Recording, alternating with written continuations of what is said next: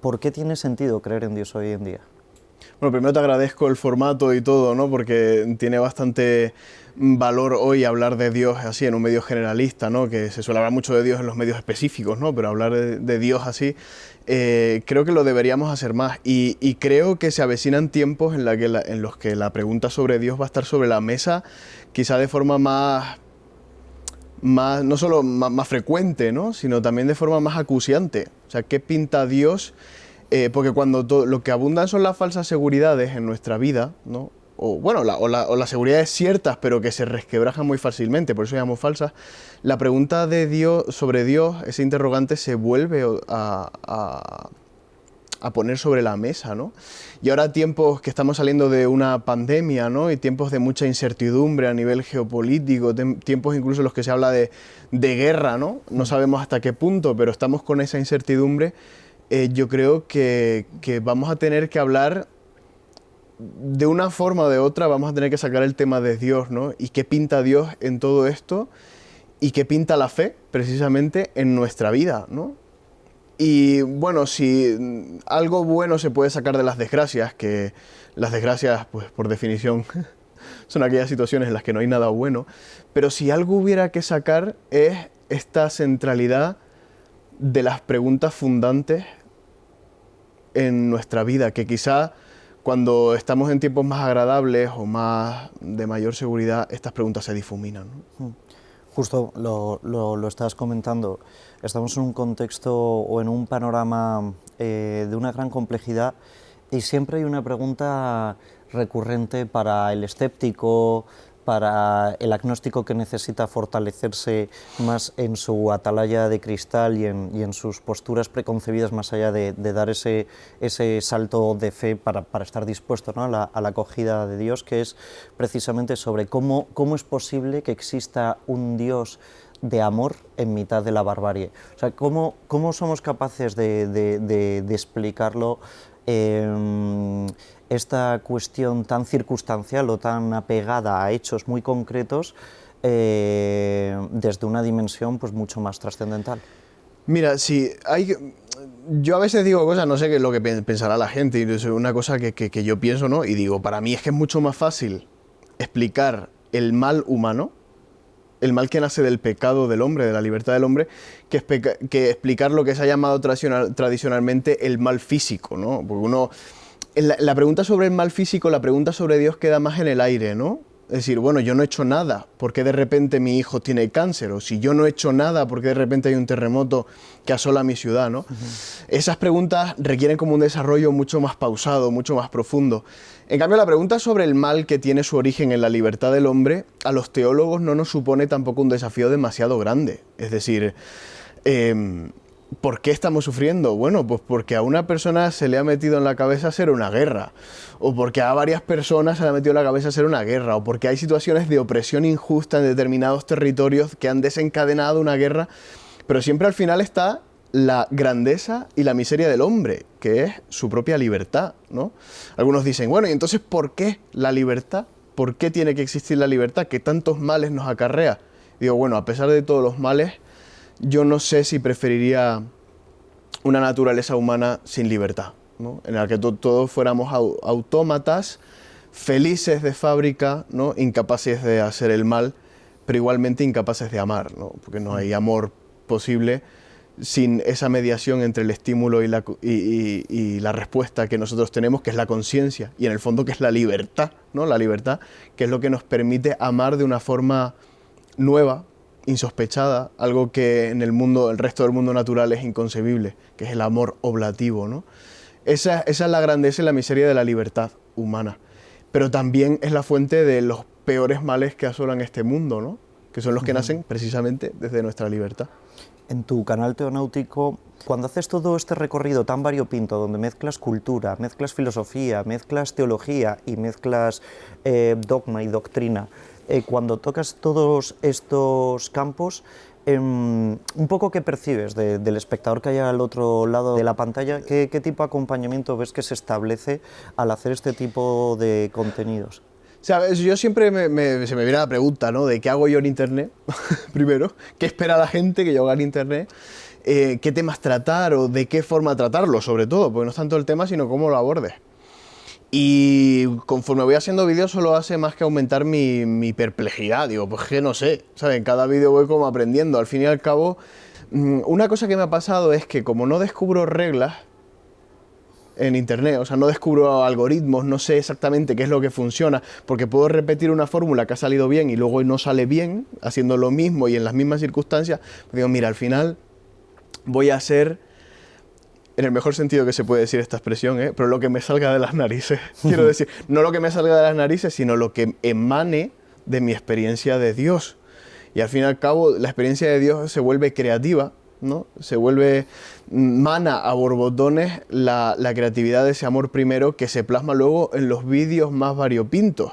Yo pienso que el youtuber verdadero o exitoso, entre comillas, es el que consigue encontrar su verdad interior y es capaz de proyectarla a la cámara. Eso no implica que no tengas un personaje, es cierto, ¿no? Pero ese personaje no es más que una construcción audiovisual de tu propia esencia como persona y en mi caso de mi propia esencia como fraile, ¿no? Como cristiano. Y eso es lo que intento proyectar, ¿no? En todo caso, siempre es una experiencia comunicativa que emana de la experiencia de Dios. Sí. ¿Y cómo es la teonáutica en el océano digital? Esto que comentabas un poco también y que intentabas dilucidar en tu obra, que fue la que se llevó el premio Ensayo Joven de Teología, sí, de PPC. ¿Cómo se estructura eso? Claro, ese libro de Internet y Vida Contemplativa es como una muestra de lo que yo me he tomado en serio esa pregunta que me haces, ¿no? O sea, que cómo transmitir la fe en el continente digital o cómo mantener una vida contemplativa en medio de la misión evangelizadora en el continente digital, ¿no? Son preguntas muy serias, de difícil respuesta, pero que me han llevado mucha energía pensarlas y vivirlas, ¿no? Ese libro nace tanto de la experiencia como de la reflexión. Y no es fácil, no es fácil. Yo al principio, bueno, sabes que hay como 3 dimensiones en lo que hemos llamado teonáutica, por así decirlo, que es lo mismo de siempre, pero con nuevas palabras, para llamar un poquito la atención. Pero es una primera etapa de pathos, sentimental, una segunda etapa de logos, que es intelectual, y una tercera etapa de phanos, ¿no? Que en griego es como transparencia, luminosidad, que es la de la contemplación. Son 3 peldaños en sentido ascendente. Primero el sentimiento, luego el pensamiento y luego la intuición, la fe, aquello que no admite sentimientos, ni palabras, ni reflexiones, sino que es la experiencia desbordante del absoluto. Eso en Internet es muy difícil, muy complicado.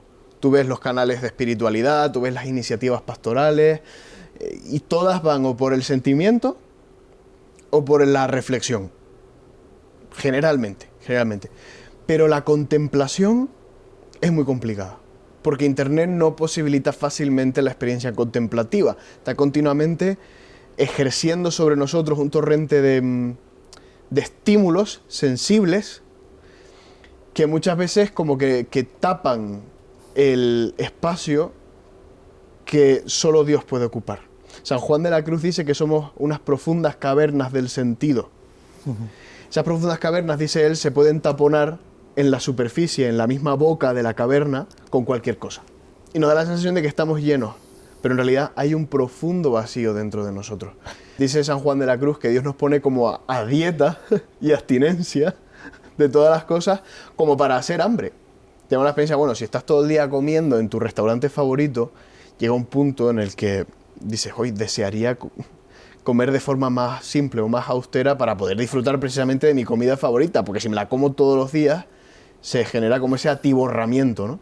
Pues también nosotros vivimos una especie de atiborramiento del entretenimiento, o de la información, que nos impide tener ese hambre de Dios, que yo creo que es importante.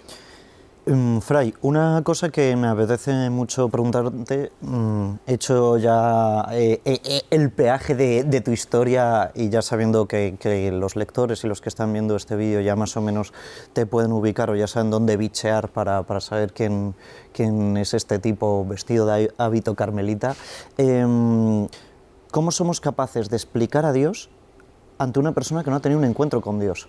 Y esta es la pregunta porque pienso en el Evangelio cuando los apóstoles zarandean a Jesús, que está tranquilamente durmiendo en la barca mientras todo está a punto de zozobrar y él se está echando ahí su siestita, y le dicen, oye, que nos vamos al este, y decís, oye, a mí qué me estáis contando, ¿sabes? Esto lo despacho rápidamente y dejadme estar tranquilo. O sea, ¿hasta qué punto tiene que ser la actitud de aquel que está en una sed de búsqueda de sentido y que ese sentido ha decidido ponerle el nombre propio de Dios? ¿Tenemos que zarandear, a zarandear la pregunta, estar en una actitud de búsqueda pasiva, activa y pasional, o es algo que nos viene a nuestro encuentro y simplemente es prepararse para poder reconocer aquel misterio que nos viene a visitar? Claro, me estás haciendo la pregunta sobre la fe, ¿no?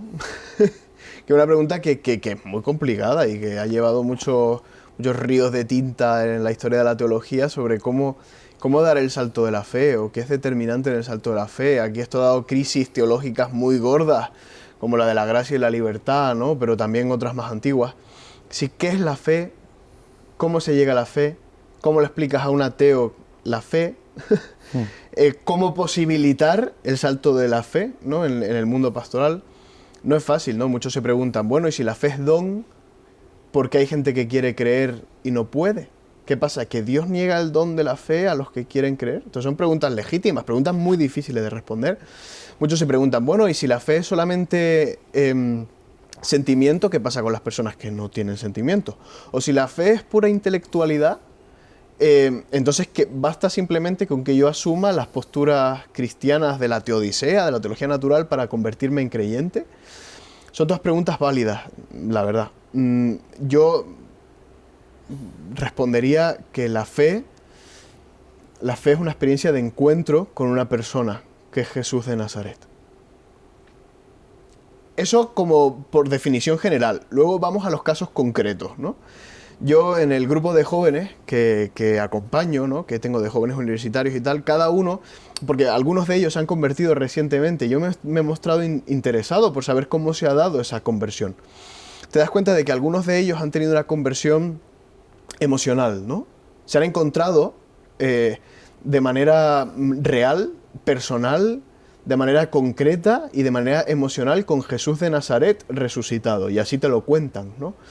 Y yo me siento muy identificado con ese tipo de experiencia porque fue la que yo viví. Yo un día no creía y al día siguiente sí creía. ¿Pero por qué? Porque me encontré con Jesús, ¿no? Una persona atea, por supuesto, va a intentar achacarlo a las más variopintas explicaciones psicológicas, biológicas o sociológicas que se le ocurran, ¿no? Pero los que hemos tenido la experiencia sabemos que hay algo que no depende de nuestros condicionantes psicológicos, sino que es una experiencia viva, real, ajena incluso a nuestra voluntad o a nuestras expectativas, ¿no? Prueba de ello es que a veces Dios nos dice cosas que no queremos escuchar, cosas que no sabíamos o cosas sobre el futuro cercano que al final se cumplen, ¿no? Luego están los que han tenido primero una conversión intelectual.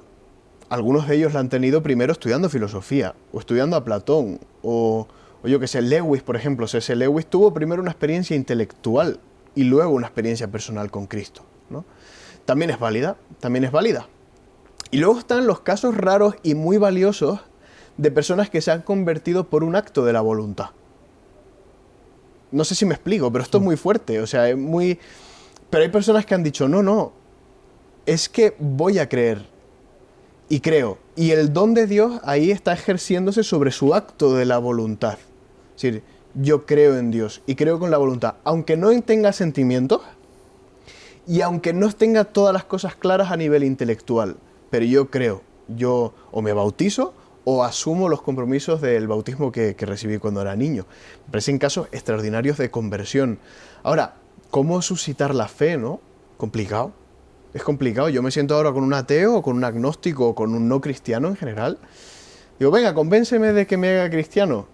Podríamos estar a lo mejor 4 meses hablando y cada momento le diría una cosa nueva, pero creo que eso no bastaría para que la persona dé el salto de fe, que siempre es don del Espíritu, ¿no? No, además, justo, y luego la singularidad y el camino lógico también dentro de la lógica paradójica del amor de Dios es precisamente que don, razón, emoción y voluntad comulguen de forma conjunta y que sea un itinerario de vasos comunicantes, que Sí. uno que se llena vacía al otro, pero que hace que siga fluyendo la experiencia mística que nos hace seguir considerándonos cristianos en distintas etapas. ¿Tú qué tiraste por la emoción? O sea, Dios a ti te lanzó la pesca Sí. por la Sí, emoción. sí. ¿Y de ahí al Carmelo? Bueno, yo he tenido como 5 conversiones, ¿eh? O sea, que esto, porque bueno, todo el mundo ha tenido múltiples conversiones, esto no se da de una manera definitiva, ¿no? O sea, que algunos les ponen nombre, otros no. Bueno, yo fui a la primera comunión, todas estas cosas, ¿no? Pero el proceso se truncó en mi adolescencia, no hice la confirmación y demás. En fin, derivaba peligrosamente hacia el agnosticismo. Mi postura era, bueno, Dios es importante porque nos ayuda a estar todos como ordenaditos en sociedad y tiene sus valores culturales, sus valores estéticos, pero vamos, que lo de la existencia de un Dios personal ya me costaba a mí a mis 14 años, mis 13 años, y iba derivando peligrosamente hacia el ateísmo. Hasta que, en una pequeña celebración de un grupo que se llama Sabia Nueva, no sé exactamente por qué estaba allí, no me acuerdo muy bien, pues tuve una experiencia de encuentro personal con Jesús. Y mi único pensamiento en ese momento, anda, era verdad, era verdad, era verdad. Dios existe y es real, ¿no? Y se comunica con nosotros. Fue una experiencia ajena a mis expectativas. O sea, yo no pensaba tener esa experiencia en ese momento y me impactó muchísimo. Me impactó. De tal manera que ya nunca volví a pensar igual sobre Dios. Es decir, me convertí en creyente, ¿no? Ya en mi adultez, entre comillas, ¿no? Con una capacidad de pensamiento crítico que me podría haber dicho, bueno, esto es paranoia o esto es una experiencia de sugestión, pero la experiencia, la vida me fue confirmando en esa experiencia de Dios, las promesas de Dios se fueron cumpliendo, vi que las palabras del Evangelio se hacían vida en mi vida, que las promesas de Jesús se cumplen en mi vida, ¿no? El tesoro escondido, el perdón de las ofensas, las bienaventuranzas, todo esto, digo, va, si es real, era verdad lo que decía Jesús y lo voy viendo en mi vida. Solo me falta por descubrir la de la resurrección de la carne, que evidentemente no me he muerto, pero tengo plena confianza que se va a dar como todas las otras promesas de Jesucristo. Y por tu propio condicionante biológico, ¿no? Pues, que estás programado para morir. Para morir, ¿no? Y esa experiencia me dará la certeza ya definitiva, ¿no? De que las palabras de Jesús se cumplen. Y bueno, y luego se fue confirmando, ¿no? Ya tanto con la vocación que recibí a entrar al seminario diocesano, luego la vocación carmelitana, que la sentí durante muchos años de manera muy fuerte, ya pasando por la vocación al apostolado digital, que ha sido como la última encomienda de Jesús en mi vida. Todas ellas, que generalmente cosas como sorprendentes o ajenas a mis proyectos, ¿no? Por eso digo, es que Dios se las ingenia muy bien para darme a conocer su voluntad, para darme la fuerza para responder y para al final hacerme ver que su proyecto tenía todo el sentido del mundo. Cometemos un error cuando pensamos en Dios como una suerte de máquina expendedora de gracias, donde metemos eso, nuestros pecadillos, nuestros actos voluntariosos, nuestros esfuerzos y sacrificios a la espera de una gratificación que no necesariamente nos paga con la misma moneda, sino que es más dulce, más agria, llena más, nutre más, porque a mí me parece que esto es cuando enfocamos sobre todo la fe en el tiempo de la noche oscura, desde es que con tanto que he hecho y tan poco que me das, ¿por qué no? Y además creo que el Carmelo es seguramente las realidades eclesiales que más ha trabajado en este aspecto. San Juan de la Cruz, Santa Teresa, Teresa Benedictina de la Cruz, Santa Teresita de Lisieux, todas han trabajado muy bien la idea del desierto, que además los carmelitas tenéis el desierto carmelitano, que no es el desierto solamente de la aridez, que puede ser la aridez espiritual, pero la sobreabundancia de la naturaleza donde Dios se vuelve a hacer elocuente, ¿no?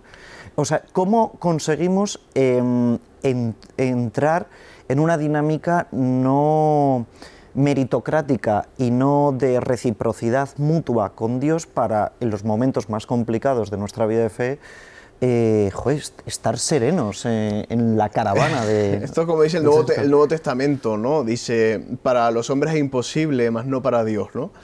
Es que para nosotros es muy difícil prescindir de la lógica del interés. Muy complicado, muy complicado. Siempre vamos a estar, aunque sea un interés, ¿cómo decirlo? Un interés honesto, ¿no? Sí, bueno, pues quiero tener paz en mi vida. o quiero que mis hijos sean buenos cristianos, o yo qué sé, interés de lo más legítimo, pero siempre está esa parte del interés en la relación con Dios. Has dicho muy bien, la noche oscura, ¿no? Los santos, especialmente San Juan de la Cruz. La noche oscura no es otra cosa en el fondo que una purificación pasiva de nuestros intereses en la vida espiritual. Dios quiere purificarnos y hacernos avanzar hacia el amor verdadero. Un amor que no obra por recibir cositas, por ejemplo, el bienestar espiritual, del que tanto se habla ahora, que en el fondo a mí me ofrece muchas reservas, digámoslo así, el tema del bienestar espiritual, pero siempre obramos por eso, ¿no? Y dice, pues no, es que tú me amas incluso en el malestar espiritual. Nos pregunta a Dios en la noche oscura, ¿no? Como a Job, y decimos, pues sí, y ahí es donde se produce la noche oscura. No recibo nada de Dios, no percibo virtudes, ni siquiera teologales en mi vida, no percibo fe, no percibo esperanza, no percibo amor en mi vida, y en ese momento extremo de oscuridad total, le digo que sí a Dios. Esa es la noche oscura. Y por eso muchos santos han pasado por esta experiencia. Teresa de Calcuta, que es uno de los casos más paradigmáticos de los tiempos modernos, se pasó 40 y pico de años en los que ella experimentó que Dios no existía para ella. Nadie lo sabía, solo su director espiritual, hoy lo sabemos por sus cartas. Y en tiempo, no solo eso, sino otra cosa que se suele pasar por alto, y es que Teresa de Calcuta, en esos 40 años, dejó de sentir amor por los pobres. Dejó de creer en Dios, entre comillas, y dejó de sentir amor por los pobres, entre comillas, en su vivencia subjetiva de esas cosas.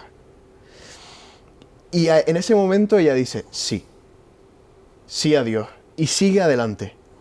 Dice, no tengo sentimientos, no tengo pensamientos, y sin embargo avanza hacia lo que hablábamos antes, hacia el vértice que es el Fanos. O sea, aunque no reciba nada, yo me muevo en este camino de la fe. Pero porque es que su fe se convierte en instrumento de contemplación. Sí. Claro, porque ella se descentraliza de la relación de Dios y su acción hace que sean los demás los que contemplen con una mirada completamente y radicalmente distinta lo que ahí está aconteciendo. Sí. Entonces es, ¿no?, una conversión por 1000 o por millones, ¿no? Es como una dinámica, un punto de giro narrativo un poco cruento, que también este Dios es señor de los ejércitos y de las narrativas complejas, pero sin embargo es una lógica del 100 por 1, ¿no? Literalmente, o sea, es que aquí se hace muy palpable. He dicho que no tenía fe, que no tenía caridad, tiene que entenderse bien lo que he dicho, ¿eh? Sí, sí, quiero decir, creo que las comillas las has su subrayado. fe era sí, más verdadera porque no dependía de sus condicionantes psicológicos, y su amor era más verdadero porque no dependía de la retribución afectiva que recibía de su misión, por así decirlo. Pero no es la fe y el amor tal cual nosotros estamos acostumbrados a llamarlo, ¿no? Como un agente retributivo que nos da bienestar espiritual. No, bueno, por sus obras hablarán, sino que se vea lo que está haciendo las misioneras de la caridad en la India, cuyo sostén el gobierno étnico religioso está intentando chupar y extirpar, y a mí me gustaría saber cómo gestionaría el gobierno si las misioneras de la caridad dejasen de ayudar a millones de Dalits que hay en las calles de la India. ¿Cuándo nos tomamos unas cañas en alguna azotea?